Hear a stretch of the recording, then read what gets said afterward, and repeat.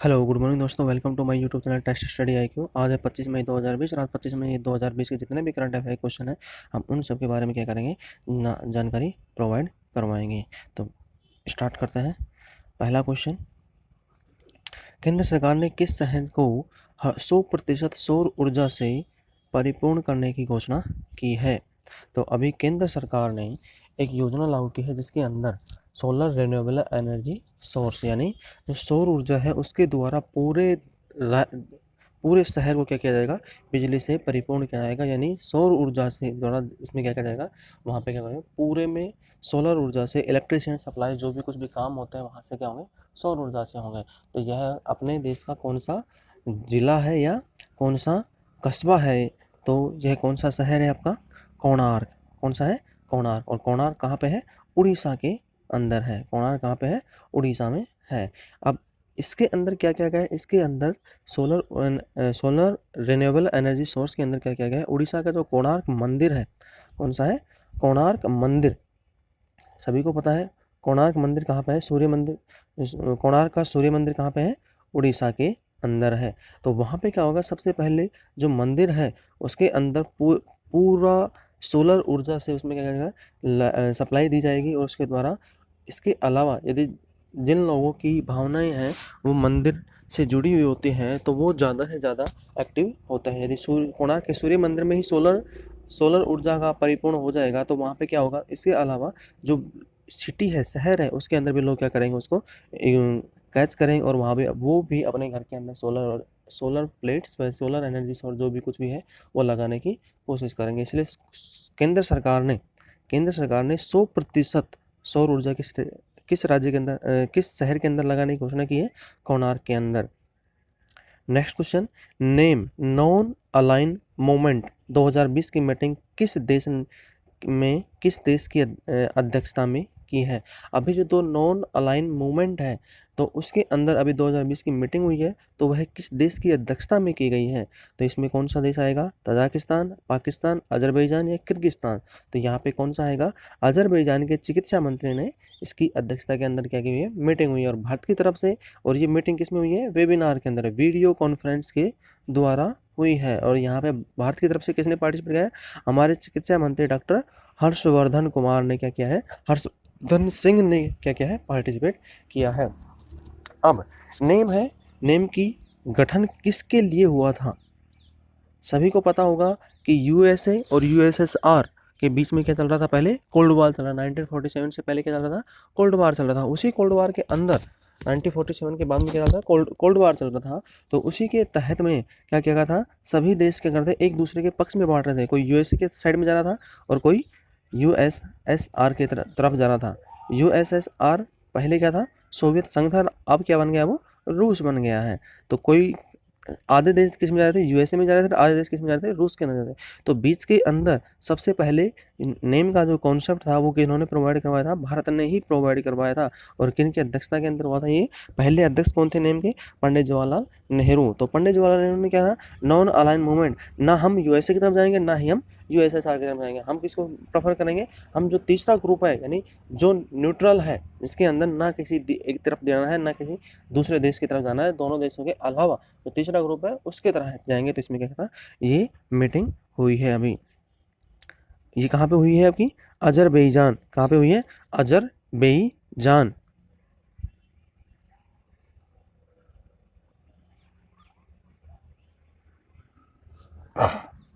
Next question, विश्व में सबसे पहले 3D न्यूज एंकर किस देश ने लॉन्च किया है? सबसे पहले 3D न्यूज एंकर, आप सभी को पता होगा जब भी हम फोटो वगैरह लेते हैं तो वो फोटो किस में आती है? 2D के अंदर आती है। मोबाइल में जो भी कुछ अपन देखते हैं उसमें किस में आता है? 2D के अंदर शो करता है। बट सबसे पहले 3D न्यूज एंकर, इसका मतलब है कि 3D न्यूज एंकर सभी कुछ कर सकता है जो कि एक क्या करता है? ह्यूमन करता है, यानी व्यक्ति करता है। व्यक्ति करता है वो सब कुछ क्या कर सकता है? एक रोबोट कर सकता है। या न्यूज एंकर जो है लॉन्च किया है वो कर सकता है। तो ये किस देश ने लॉन्च किया है?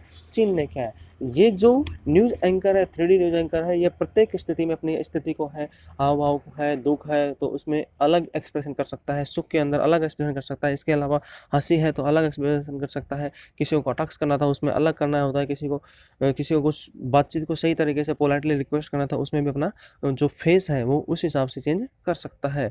इसके अलावा ये अपनी आवाज़ को है वो मिमिक्री के द्वारा यानी कॉपी कर सकता है, किसी जिसकी आवाज़ आ रही है उसी की आवाज़ में क्या करता है उसको जवाब दे सकता है, बोल सकता है। इसके अलावा जो अपने कपड़े हैं वो भी अपने न्यूज़ एंड जैसे न्यूज़ चलती है उसके टाइम में अपने कपड़े क्या करते हैं चेंज कर सकते हैं, फेस है वो चेंज कर सकता है। और ये कौन सी देश ने किया? चीन ने किया है। चीन की कौन सी कंपनी ने किया है? देखो यहाँ पे कौन सी कंपनी ने किया है, तो यहाँ पे कौन सी कंपनी है? सिन्हुआ। कौन सी है? Xinhua news agency. Xinhua news agency और एक न्यूज़ एजेंसी है, दो न्यूज़ एजेंसी ने मिलकर क्या किया है इन्होंने लागू किया गया है। और अभी जो इसका जो वीडियो जारी किया गया है वो कौन से चैनल के ऊपर क्या है?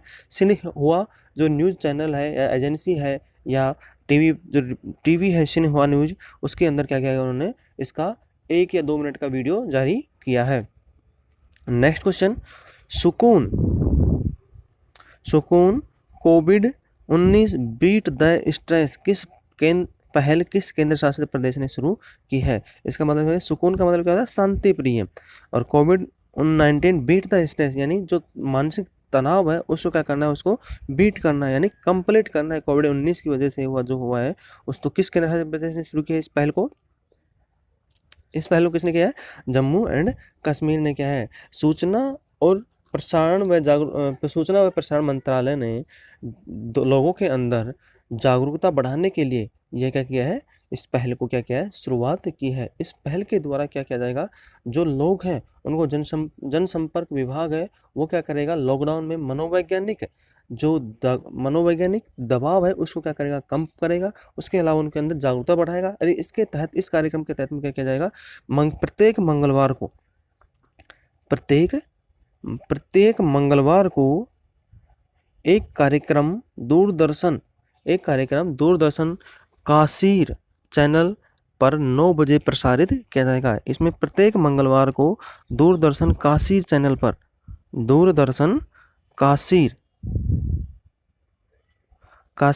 पर एक कार्यक्रम प्रसारित किया जाएगा। प्रत्येक मंगलवार को सुबह 9 बजे प्रसारित किया जाएगा। नेक्स्ट क्वेश्चन, हुनर हाट 2020 का दोबारा शुभारंभ कब किया जाएगा? हुनर हाट से मतलब समझ गए आप? जो भी कोई व्यक्ति है वो अपना हुनर दिखाना चाहता है। और हाट का मतलब क्या होता है? जो कारीगर हैं। क्या है? कारीगर हैं यानी जो काश्तकार हैं, इसके अलावा जो मूर्ति बनाने वाले हैं, मजदूर, इसमें जो कारीगर हैं, हाट वाले मजदूर हैं, वो सब क्या करते हैं? अपनी हुनर के कला के द्वारा वो जब किसी एक जगह इकट्ठे होते हैं तो वहाँ पे क्या होता है? वो अपनी कला का प्रदर्शन करते हैं और उसके द्वारा क्या कहता है? सभी को क्या कहता है? अलग अलग को वहाँ पे जिनको पसंद आता है उनमें क्या करते हैं? उनको खरीदते हैं और उनके बाद में उनको क्या होता है? उनके पास में उनकी रोज़मर्रा जो भी कुछ भी है ज़िंदगी है उनके लिए क्या करते हैं? वो उनको बेचते हैं। तो इसके तहत में लोगों को नई नई कला प्रदर्शित की जाती है। कारीगर हो गए और शिल्पकार हो गए तो अपनी मूर्तियाँ बनाने हो गया तो नई नई जो डिज़ाइन बनाते हैं उनको क्या होता है?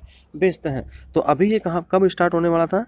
अभी ये स्टार्ट होने वाला था मई के अंदर स्टार्ट होने वाला था, बट कोरोना वायरस के कारण अब इसको कितने दिन के लिए पोस्टपोन कर दिया गया है?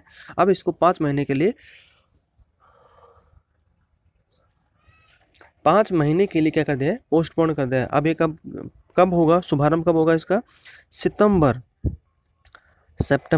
2020 के अंदर क्या होगा? इसका शुभारंभ होगा। यहाँ पे इसकी थीम ध्यान रखना। क्या है थीम? क्या है? लोकल से ग्लोबल। क्या है? लोकल से ग्लोबल यानी जो लोकल लोग हैं, जो लोकल कारीगर हैं, शिल्पकार हैं, उनको सशक्त करना है। एक्सचेंज यानी जो भी हुनर होता है उसको क्या करना है? एक्सचेंज करना है। उसके द्वारा क्या करना है? उनको जो लोकल है लोग हैं, जो नॉर्मल ग्रामीण इलाके से जो व्यक्ति हैं उनको क्या करना है? ग्लोबल एरिया के अंदर उनको प्रदर्शित करना इसका मेन थीम है या मकसद है। नेक्स्ट क्वेश्चन, किस देश ने ओपन स्काई संदेश के नाम से अपना नाम वापस ले लिया है? ओपन स्काई संदेश एक संधि की गई थी किस दिन के बीच में? रूस अमेरिका के साथ में 34 देशों ने मिलकर क्या है इसमें एक संधि की गई थी। इसके तहत में क्या गया था कि 34 देश, जो भी 34 देश हैं उनके अंदर क्या किया जाएगा, आपस के अंदर वो अपने जो भी मिलिट्री बेस हैं, क्या है, मिलिट्री बेस हैं, उनकी जानकारी, उनके ग्राफिक्स जो भी कुछ भी है वो सब क्या है एक दूसरे देश को क्या करेंगे, प्रोवाइड करवाएंगे, जिससे इन देशों का क्या कहता है निगरानी, हवाई के द्वारा निगरानी रखी जा सके। इसके अलावा एक दूसरे देश में क्या करें, विश्वास कायम हो सके, उपायों का आसानी से समझौता हो सके। इस वजह से इसका क्या है, इस संधि को संधि को क्या कहता है, लागू किया गया था। बट अभी इस ओपन स्काई संधि से क्या किस देश ने वापस नाम ले लिया, इसमें अमेरिका ने क्या कर लिया, अपना नाम वापस ले लिया है। अमेरिका ने अपना नाम वापस ले लिया है। और यह संधि कब लागू की गई थी, यह संधि लागू की गई थी 1 जनवरी 2002 को यह संधि क्या हुई थी, लागू की गई थी। अब अमेरिका ने नाम वापस लिया है, क्यों लिया है, क्योंकि उन्होंने किसका एक्सक्यूज दिया है, रूस का एक्सक्यूज दिया है कि रूस ने हमें जो सूचना थी वो प्रोवाइड नहीं करवाई है। इस वजह से उन्होंने अपना नाम वापस ले लिया है। और नाम वापस ले लिया डोनाल्ड ट्रंप के अंदर लिया है। नेक्स्ट क्वेश्चन, विश्व में सबसे अधिक PPE kit, personal protective equipment kit बनाने वाले देश कौन सा है। यानी विश्व के अंदर जो भी अभी कोरोना वायरस चल रहा है उसके तहत में मेडिकल स्टाफ को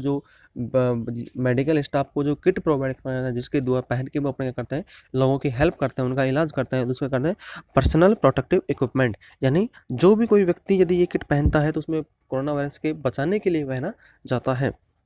तो विश्व में सबसे अधिक कोरोना किट बनाने वाला देश कौन सा है, चीन है। तो सबसे पहले नंबर 1 पे कौन है, चीन है। और सेकंड नंबर पे कौन सा देश आ गया है, सबसे इम्पोर्टेंट देश, सबसे इम्पोर्टेंट बात है, पहले अपने देश में पीपीई किट कम थे, बट अब जो कंडीशन है उसमें क्या है, भारत है वो दूसरे नंबर पर पहुंच गया है। भारत कितने नंबर पहुंच गया है, दूसरे नंबर पर। और फर्स्ट नंबर पे क्या है, चीन पीपीई किट तैयार करता है। नेक्स्ट क्वेश्चन, भारत और चीन की सेनाओं के मध्य विवाद पैंगोंग तोसो लेक झील कहाँ पर स्थित है। अब देखो भाई, पैंगोंग तोसो लेक, ये झील का इंपॉर्टेंट ध्यान रखना, क्योंकि ये झील है वो कहाँ पे है, लद्दाख के अंदर है। और लद्दाख हमारा क्या है, केंद्र शासित प्रदेश है। लद्दाख क्या है, केंद्र शासित प्रदेश है। और ये जो झील है वो लद्दाख वाले रीजन के अंदर है। और ये इंपॉर्टेंट इसलिए है, यहाँ पे नेपाल, चाइना और भारत तीनों के लिए क्या है, इम्पोर्टेंट है। ये जगह जो है वो इम्पोर्टेंट है, इसलिए क्या है, ये झील है वो सबसे ज़्यादा इम्पोर्टेंट है। तो इस झील के अंदर क्या, इस झील के पास में क्या है, दोनों देशों की जो मिलिट्री है वो आपस में क्या हुए, इकट्ठी हुई है और एक दूसरे के ऊपर क्या कर रही है, ये इलाका है, जो एरिया है उसको क्या कर रहे हैं, अपने मैप के अंदर प्रदर्शित कर रहे हैं।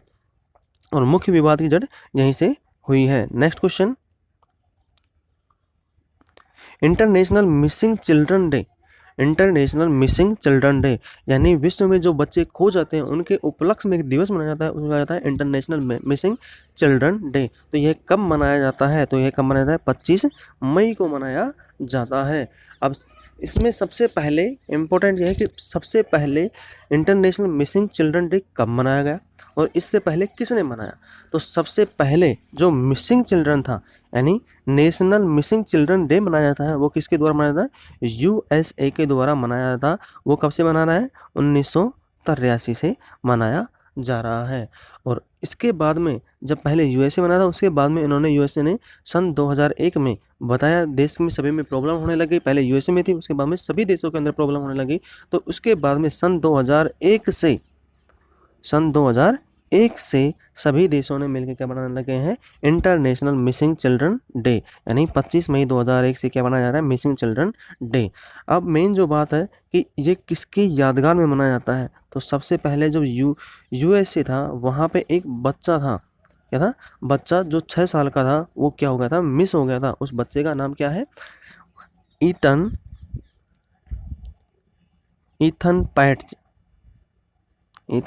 पैट्ज। कितने साल का था ये, 6 साल का था। ये बच्चा 25 मई 1983 को क्या हो गया था, खो गया था। तो इस वजह से उसके गायब होने के उपलक्ष्य में यूएसए ने क्या किया, मिसिंग चिल्ड्रन डे मनाना स्टार्ट किया। और उसके बाद में पूरे विश्व ने कब मनाना स्टार्ट किया, 25 मई 2001 से क्या किया, पूरे विश्व ने मनाना स्टार्ट कर दिया है। नेक्स्ट क्वेश्चन, पश्चिमी घाट के अंतर्गत कितने राज्य आते हैं? सबसे इंपॉर्टेंट क्वेश्चन है, क्योंकि यह क्वेश्चन यूपीएससी, एसएससी, आरएस, आर सभी जितने भी स्टेट के लेवल के एग्जाम हैं और जितने भी कंट्रीब्यूट जो भी कुछ भी एग्जाम होते हैं वहाँ पे मैक्सिमम में पश्चिमी घाट और पूर्वी घाट के अंतर्गत क्या होता है क्वेश्चन पूछा जाता है। तो पश्चिमी घाट के अंदर कितने राज्य आते हैं? तो पश्चिमी घाट में अपने कितने राज्य आते हैं? 6 राज्य आते हैं। अब यहाँ पे इंपॉर्टेंट भाई 6 राज्य कौन कौन से आते हैं? सबसे ऊपर कौन सा है अपना? गुजरात जो पड़ता है, उसके नीचे गोवा, फिर महाराष्ट्र, फिर केरल, इसके बाद तमिलनाडु। यहाँ तक तो सही है, बट जो कर्नाटका है, जो बीच के अंदर जो आ रहा है कर्नाटका है, वो भी किस में आता है? पश्चिमी घाट के अंतर्गत आता है, क्योंकि कर्नाटका की जो कुछ रीजन है वो केरला के साथ में और महाराष्ट्र के साथ में क्या होता है? पश्चिमी घाट के अंदर क्या करता है? जो पश्चिमी घाट में है उसमें क्या करता है? उसमें कनेक्ट आता है, इसलिए कहते हैं पश्चिमी घाट के अंदर 6 राज्य आते हैं। तो आज का पहला क्वेश्चन है आपका, तो पूर्वी घाट के अंदर कितने राज्य आते हैं? Next question, UP startup fund किस राज्य के द्वारा शुरुआत की गई? अभी इससे पहले एक गुजरात ने स्टार्टअप किया था, वहाँ पे भी उसमें क्या लिखा था? गुजरात राज्य को क्या क्या उन्होंने मेंशन किया था। अभी इसी प्रकार यूपी स्टार्टअप फंड, इसमें भी क्या है? यूपी को मेंशन किया था। इसका मतलब सीधा सीधा है कि ये स्टार्टअप फंड किस राज्य के द्वारा शुरुआत की गई है? उत्तर प्रदेश के द्वारा शुरू की गई है। और इसमें क्या क्या क्या है? जो सिडबी है, क्या है? सिडबी, सिडबी की फुल फॉर्म क्या है? Small Industry Development Bank of India, यानी Small Industrial Development Bank of India. ये क्या है? सिडबी की फुल फॉर्म है। सिडबी क्या करवाए कि जो युवा बेरोजगार लोग हैं वो अपना खुद का स्टार्टअप खड़ा करना चाहते हैं, बिजनेस खड़ा करना चाहते हैं, वो क्या करेगी? इनको 15 करोड़ रुपए क्या देगा? इन लोगों को देगा, जिससे वो क्या कर सकते हैं? अपना बिजनेस स्टार्टअप खड़ा कर सकते हैं। और यह घोषणा किसने की? यूपी के मुख्यमंत्री श्री योगी आदित्यनाथ जी ने क्या किया है? इनकी घोषणा की है। नेक्स्ट क्वेश्चन, हाल ही में कश्मीर के कौन से उत्पाद को जीआई टैग प्राप्त हुआ है? तो कश्मीर में क्या होता है? सबसे अधिक सेब होते हैं, आम भी होता है, केसर, और वहाँ पे जो कालीन है वो भी क्या होता है? इम्पोर्टेंट होता है। तो वहाँ पे सबसे ज़्यादा क्या अभी जो जीआई टैग मिला है, ज्योग्राफिकल इंडिकेटर टैग मिला है। ज्योग्राफिकल इंडिकेटर टैग किसको मिलता है? जो एक जगह के लिए क्या होता है? इम्पोर्टेंट होता है, यानी वो जो वस्तु होती है या एक का जो भी मैटर होता है वो वहाँ पे क्या होता है? उस स्पेसिफिक जगह के लिए, खाना हो गया, कपड़े हो गए, या जो पेड़ पौधे हो गए, फसल हो गई, सब्जियाँ हो गई, फल हो गए, तो वो क्या होता है? वहाँ के लिए इंपॉर्टेंट होता है, उस एरिया के लिए क्या होता है? उसी एरिया के अंदर वो क्या होता है? उगाए जाता है, प्रोवाइड किया जाता है, उत्पादन किया जाता है। तो ये क्या होता है? वहाँ पे ज्योग्राफिकल इंडिकेटर टैग हो जाता है। तो इसमें क्या कहता है? जो वहाँ का केसर है, कश्मीर का जो केसर है, उसको क्या कहता है? ज्योग्राफिकल इंडिकेटर टैग दिया गया है। अभी तेलंगाना का क्या कौन सा है? तेलिया रुमाल को भी क्या किया है? ज्योग्राफिकल इंडिकेटर टैग दिया गया है। नेक्स्ट क्वेश्चन, असम सरकार कोरोना वायरस महामारी को कवर कर रही पत्रकारों को कितने लाख रुपए का जीवन बीमा देगी? यानी असम राज्य के अंदर जो भी पत्रकार हैं वो अपने वहाँ पे कवर करते हैं, तो वहाँ उनको कितने लाख रुपए का बीमा प्रोवाइड करेंगे। इससे पहले क्या क्या है? जो हरियाणा सरकार है उसने भी क्या क्या है? लोगों को बीमा प्रोवाइड करवाया है। और कितने लाख रुपए का करवाया है?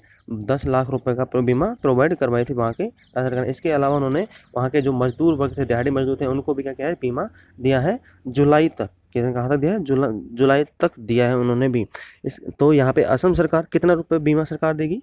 यहाँ पे असम सरकार वो कितने रुपए का बीमा कवर देगी? 50 लाख रुपए का क्या करेगी? बीमा देगी। किनको? पत्रकारों को। नेक्स्ट, वेब आधारित डैशबोर्ड प्रकृति किस आईआईटी ने विकसित किया है? प्रकृति यानी जो भी प्रकृति से संबंधित जो संबंधित है, जैसे प्रकृति से संबंध जो भी कुछ भी आता है उसके उस डैशबोर्ड के अंदर, जैसे कि कोरोना वायरस होगा, उसके संबंधित में क्या क्या है? एक डैशबोर्ड तरह का, तो वहाँ पे हर चीज़ की जो इन्फॉर्मेशन है वो मिल सकती है। इसलिए किस आईआईटी ने इसको विकसित किया है? तो आईआईटी दिल्ली ने। किसने? आईआईटी दिल्ली ने इसको क्या किया है? विकसित किया है। इसके अंतर्गत में जो कोरोना वायरस है उसके प्रसार की जो भविष्यवाणी है, यानी कोरोना वायरस किस महीने के अंदर सबसे ज़्यादा फैल सकता है, मौसम खराब है, उसके तहत में क्या करता है? उसकी भविष्यवाणी लगाएगा और उसे क्या करेगा? प्रसारित करेगा। नेक्स्ट क्वेश्चन, 2019-20 में सर्वाधिक वेतन पाने वाली महिला खिलाड़ी कौन बनी? सबसे इम्पोर्टेंट क्वेश्चन है ये, क्योंकि इसने अभी जो इससे पहले जो सर्वाधिक वेतन पाने वाले खिलाड़ी था, महिला खिलाड़ी थी, उसका भी इन्होंने क्या किया है, रिकॉर्ड तोड़ दिया है। तो इसका आंसर क्या है, नाओमी ओसाका। क्या है, नाओमी ओसाका। नाओमी ओसाका ने अभी जो इस वर्ष है उसमें किसको पछाड़ा है, इन्होंने सेरेना विलियम को पछाड़ा है। किसको? सेरेना विलियम को पछाड़ा है। और सेरेना विलियम से कितने लाख डॉलर अधिक कमाई है? 14 लाख डॉलर क्या करते हैं, अधिक पेमेंट प्राप्त किया है महिला खिलाड़ी ने। अब इन्होंने कितना वेतन प्राप्त किया है? इन्होंने 3 करोड़ 74 लाख, 3 करोड़ 74 लाख डॉलर 3 करोड़ 74 लाख डॉलर है वो इन्होंने क्या किया है, वेतन प्राप्त किया है। और सबसे ज़्यादा वेतन प्राप्त करने का इनसे पहले रिकॉर्ड किनके नाम था? Maria Sharapova. रूस की क्या है, खिलाड़ी है मारिया सारापोवा। तो इन्होंने क्या किया था, जिससे पहले सर्वाधिक महिला खिलाड़ियों में वेतन प्राप्त करने का रिकॉर्ड है। नेक्स्ट क्वेश्चन, दक्षिण एशिया में जलवायु परिवर्तन के में आपदा प्रबंधन के पद पर किसे नियुक्त किया गया है? या दक्षिण एशिया में जैसे भी अभी अम्फन तूफान बंगाल की खाड़ी के अंदर आ रहा है, तो इसके नियंत्रण के लिए जो भी कुछ उपाय हैं, तो वहाँ पे WHO ने क्या है, WHO हेल्थ ऑर्गेनाइजेशन ने अभी परिवर्तन के दक्षिण एशिया में जलवायु परिवर्तन में आपदा प्रबंधन के पद पर एक नियुक्त किया गया। आभास के झा को नियुक्त किया गया है। और आभास के झा कहाँ के हैं? ये भारत के हैं। कहाँ के हैं? भारत के हैं। इसलिए इम्पोर्टेंट क्योंकि ये भारत के हैं। नेक्स्ट क्वेश्चन, किस देश ने अब तक की सबसे ज़्यादा इंटरनेट स्पीड प्राप्त करने का रिकॉर्ड दर्ज किया है? कौन सा देश है जिसने अब तक वर्ल्ड के अंदर जितने भी देश हैं उनमें सबसे ज़्यादा इंटरनेट स्पीड प्राप्त करने का क्या है, रिकॉर्ड कायम कर दिया है? तो यह कौन सा देश है? ऑस्ट्रेलिया। कौन सा देश है? ऑस्ट्रेलिया। अब इन्होंने कितनी स्पीड प्राप्त की है? इन्होंने प्राप्त की है 44.2 टेराबाइट पर सेकंड। TB इंग्लिश में क्या लिखते हैं? TBPS, टेराबाइट पर सेकंड। इससे पहले जो स्पीड थी वहाँ पे कितनी स्पीड आ रही थी? अपने नासा के अंदर सबसे ज़्यादा स्पीड थी। बट उन्होंने अभी एक नया रिकॉर्ड कायम किया है 44.2 टेराबाइट पर सेकंड। इसके तहत में क्या कहता है अपन, एक सेकंड के अंदर 1000 HD फिल्में क्या होती हैं, डाउनलोड हो जाएंगी। और डाउनलोड हो जाएंगी। ये कौन सी विश्वविद्यालयों के बीच में हुआ है, कौन सी कंपनियों के बीच में है? ये ऑस्ट्रेलिया की स्वाइनबर्न, मोनास और RMIT विश्वविद्यालयों के शोधकर्ताओं ने क्या किया है, तैयार किया है। इसके तहत उन्होंने क्या किया है, एक नाखून के आधार की चिप है, नाखून के आकार की क्या है, चिप है। उस चिप का नाम क्या है? माइक्रोकॉम्ब चिप को यूज करके उन्होंने क्या किया है, इसको लॉन्च किया है। यह 80 लेजर की जगह लेती है। और जितनी ये जगह लेती है जो चिप है वो कितनी है, 80 जो लेजर पड़ सकती है उतनी क्या लेती है, वहाँ पे जगह लेती है। अपने देश भारत में इंटरनेट स्पीड कितनी आती है नॉर्मली? अपने देश भारत में क्या आती है? 25 से 50 Mbps क्या आती है, स्पीड आती है। और सिंगापुर में कितनी आती है? सिंगापुर में 193 Mbps की क्या आती है, स्पीड आती है। यदि आपको हमारा चैनल पसंद आता है तो आप इसे लाइक करें, शेयर करें, सब्सक्राइब करें और कमेंट करना ना भूलें। यदि कोई क्वेश्चन में डाउट है तो आप मेरे को कमेंट बॉक्स में लिख सकते हैं। मैं आपका अगले लेक्चर के अंदर कल उसका सॉल्यूशन प्रोवाइड करवाऊंगा। तो आज के लिए ही इतना।